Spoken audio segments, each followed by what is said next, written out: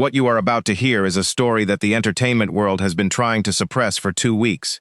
A story that started in a mansion in Montecito and ended with a phone call that two of the most powerful women in America are both pretending never happened. A story about friendship and betrayal, and what happens when two women who built their public bond on the idea of radical honesty discover that honesty has a limit, and that limit is power.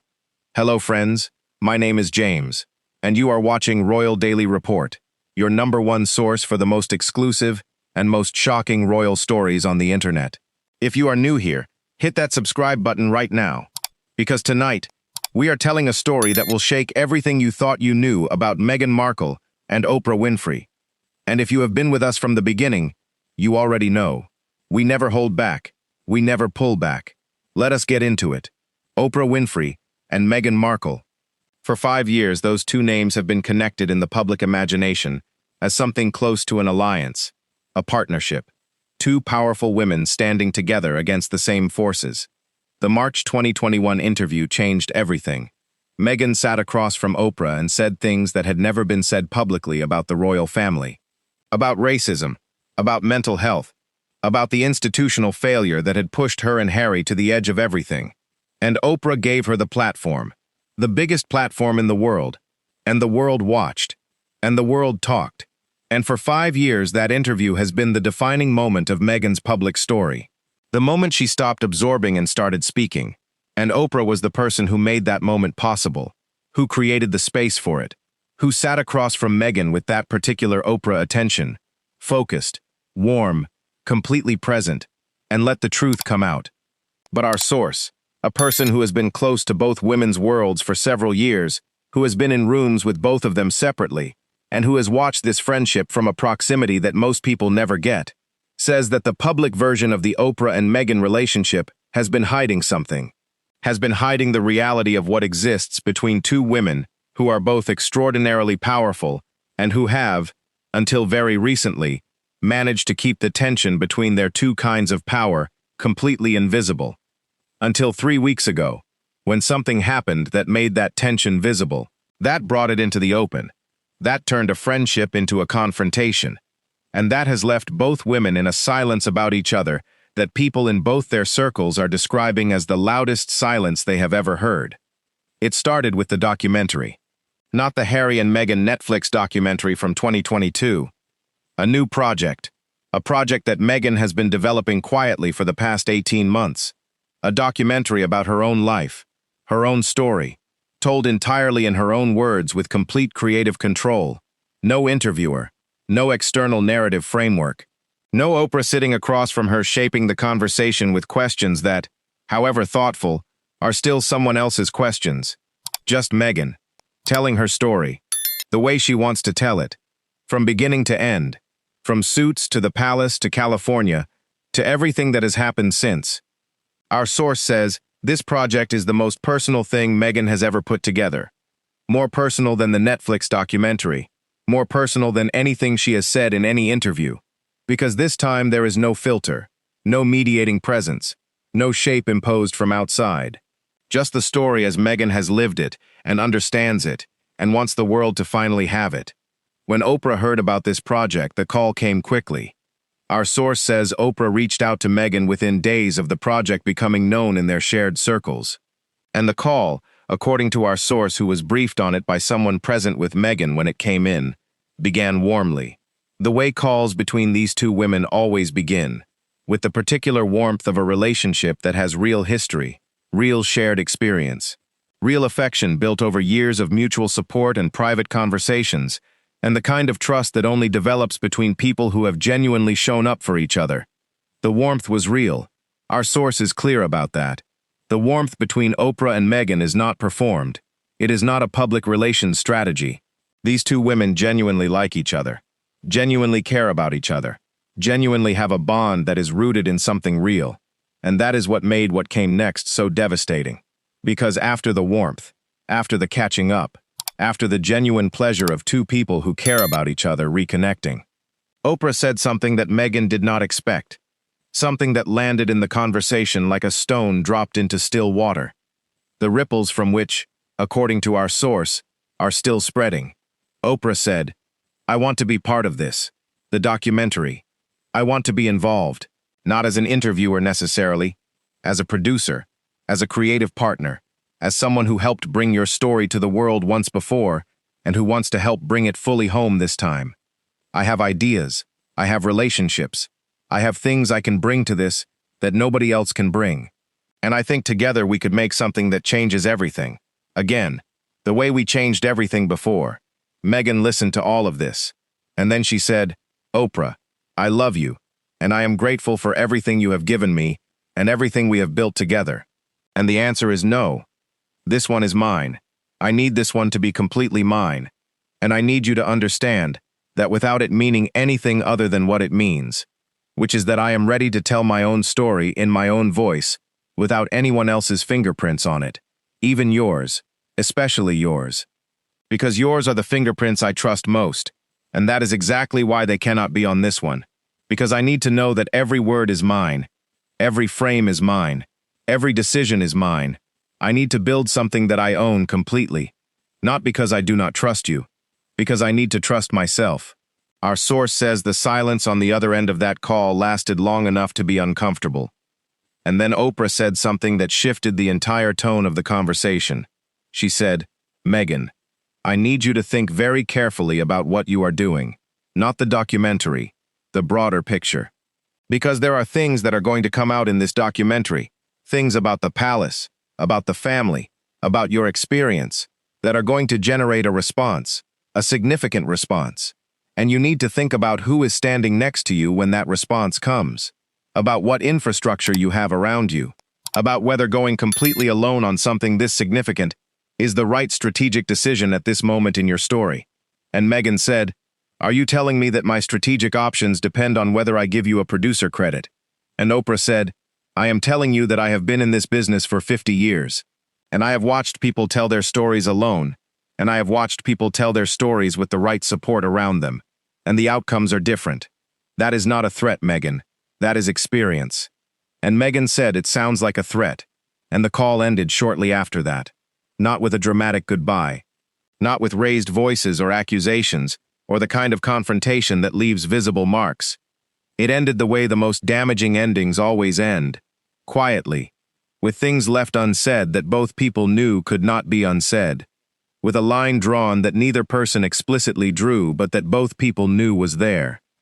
With the particular coldness of two warm people who have just discovered the limit of their warmth. Our source says the aftermath of that call has been felt across both women's circles in ways that have surprised people who thought they understood the relationship, because the assumption in both camps had always been that whatever tensions existed between Oprah and Meghan, whatever the inevitable frictions of two powerful people navigating a high-stakes public relationship, the foundation was solid enough to absorb them, that the 2021 interview had created a bond strong enough to survive disagreement, that these two women had been through enough together, publicly and privately, to have earned the right to get through anything. And what the call revealed was something more complicated than a simple disagreement about a documentary. It revealed a question about power that had been sitting underneath the relationship since the beginning, and that had never been fully examined until now. The question was this: who owns Meghan's story?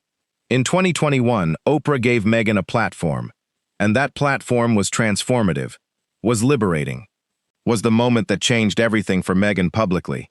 But a platform given by someone else is still someone else's platform, and the story told through someone else's framework, however thoughtful, however generous, however carefully designed to let Meghan speak, is still shaped by that framework, by the questions asked, by the rhythm of the interview, by the decisions about what to include and what to let breathe and what to move past, by the particular vision of the person holding the microphone.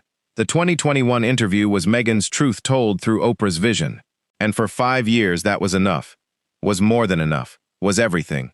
But Meghan has decided it is not enough anymore, has decided that the full story, the complete, unmediated, unframed, unproduced version of her own life, as she has lived and understood it, belongs to her, completely.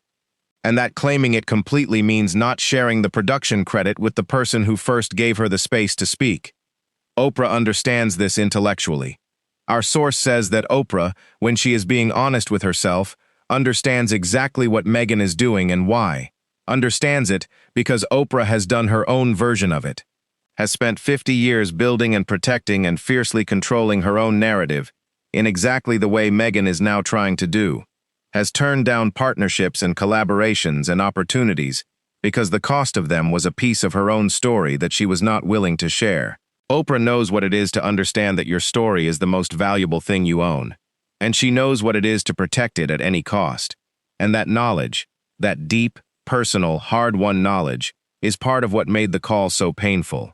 Because Oprah heard Meghan saying something that Oprah herself has said many times in many forms over 50 years. And instead of recognizing it as the same instinct she has always honored in herself, she heard it as a rejection. And the pain of that, the pain of not recognizing yourself in someone else's completely understandable choice, is the pain that is driving the silence between them now. Harry knows about the call. Our source says Harry's reaction when Meghan told him was immediate and direct. He said, "You did the right thing, completely the right thing. And if Oprah cannot see that, then she will see it eventually. Give her time." And Meghan said, "What if she does not? What if this is the thing that does not recover?" And Harry said, "Then you will know something important about the friendship that you needed to know.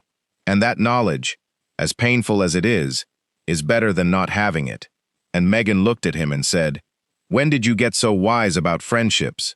And Harry said, "I have had a lot of practice losing them." And they both sat with that for a moment, the specific bittersweet truth of it. And then Harry said, "Make the documentary. Tell your story. Everything else will follow from that." The documentary is still in production. Meghan has not issued any public statement about the situation with Oprah. Oprah's team has not commented. Both women are maintaining a public silence that their respective circles are interpreting in different ways. Some people close to Oprah say she is hurt, but that the friendship is not over, that two strong women can disagree about something significant and find their way back, that the call was a moment, not an ending, that Oprah has too much respect for Meghan and too much genuine affection for her to let one difficult conversation define everything that came before it.